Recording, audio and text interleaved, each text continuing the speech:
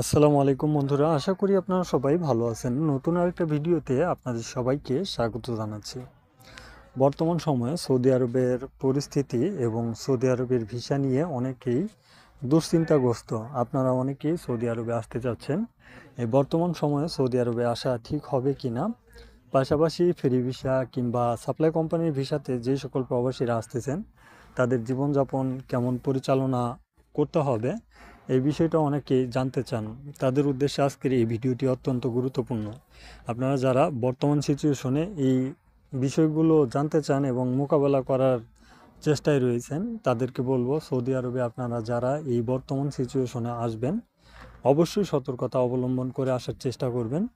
নিজের লোক ধরে আসার চেষ্টা করবেন, যেমন আপনার নিজের বাবা থাকে কিংবা নিজের চাচা থাকে এবং নিজের ভাই থাকে, মানে মোট কথা আপনার পার্সোনালি নিজস্ব আত্মীয়র মাধ্যমে ছাড়া কারো মাধ্যমে ভিসা নেওয়ার চেষ্টা করবেন না।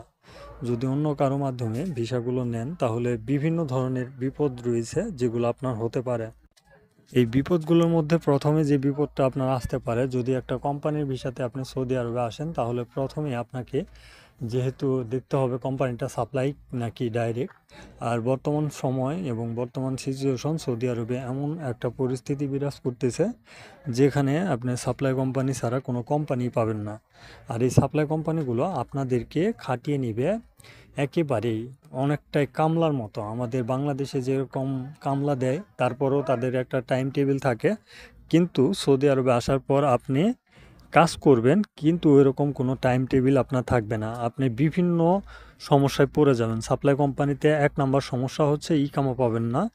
২ নাম্বার সমস্যা আপনাকে ঠিকঠাক স্যালারি দিবে না। ৩ নাম্বার সমস্যা আপনার কাজের যে ডিউটি, সেই ডিউটিটা বেশি। এর মধ্যে যে কোনো একটা না একটা সমস্যায় আপনি পড়বেনই 100%। তাই আপনারা যারা এই বর্তমান সিচুয়েশনে কোম্পানির ভিসার পিছনে দৌড়াচ্ছেন এবং সৌদি আরবকে বেছে নিচ্ছেন, তাদের তাদের উদ্দেশ্যে একটা কথাই বলবো যে আপনারা অবশ্যই জেনে বুঝে তারপরে সিদ্ধান্ত নেবেন এবং জেনে বুঝে আসার চেষ্টা করবেন। নয়তো পরবর্তীতে মহা একটা বিপদে পড়ে যাবেন। আর এই বিপদ থেকে উদ্ধার হওয়ার মতো যে পরিকল্পনা কিংবা সিস্টেম, এগুলো কোনোটাই আপনি পরবর্তীতে পাবেন না। আর যদি আপনি একবার সৌদি আরবে চলে আসেন কিংবা ভেগে যাওয়ার পরিকল্পনা করেন কিংবা কোম্পানি ছেড়ে দেওয়ার পরিকল্পনা করেন, সেই ক্ষেত্রেও কিন্তু মহা একটা বিপদে পড়বেন। যদি একটা কোম্পানি থেকে আপনি পালিয়ে যান, সে কোম্পানি চাইলে আপনাকে যে কন্ট্রাক্টটা করেছে সেই কন্ট্রাক্টের উপরে আপনার নামে একটা মামলা, মিথ্যা মামলা দিয়ে দিতে পারে। এবং কন্ট্রাক্ট যেহেতু রয়েছে তার অবশ্যই রাইট রয়েছে এবং লিগ্যাল প্রসেস। আর এই লিগ্যাল প্রসেসের মাধ্যমে সে চাইলে আপনাকে ২ বছরের কন্ট্রাক্ট করেছে, ২ বছরের কন্ট্রাক্টে যদি ১,০০০ রিয়াল স্যালারি হয় তাহলে ২৪,০০০ সৌদি রিয়াল আপনার নামে মামলা দিতে পারে। আবার যদি এর চাইতে বেশি কন্ট্রাক্ট থাকে তাহলে ওই কন্ট্রাক্ট অনুযায়ী আপনি যতদিন কাজ করবেন তার উপরে কিন্তু মামলা সে করতে পারবে, তার এটা অগ্রাধিকার রয়েছে। মানে সৌদি আরবের কফিলের অনেকটাই সুযোগ সুবিধা রয়েছে। আপনি যদি কাজ করেন তাও তার লাভ, আপনি কাজ করবেন না তাও তার লাভ। তো এরকম পজিশনে আপনি পড়ে যাবেন, আপনি তার সুবিধা ভুগী একজন মানুষ হবেন। কারণ আপনি কাজ করলে ৩-৪ হাজার রিয়াল সে কিন্তু বেনিফিট পাচ্ছে। তার বিনিময়ে আপনাকে ১,০০০ রিয়াল যদি স্যালারি দেয়, দিলে দিবে, না দিলে না দিবে। সেটা কিন্তু আপনি জোর দিয়ে কোনো কিছু তাকে বলতে পারবেন না এবং করতেও পারবেন না।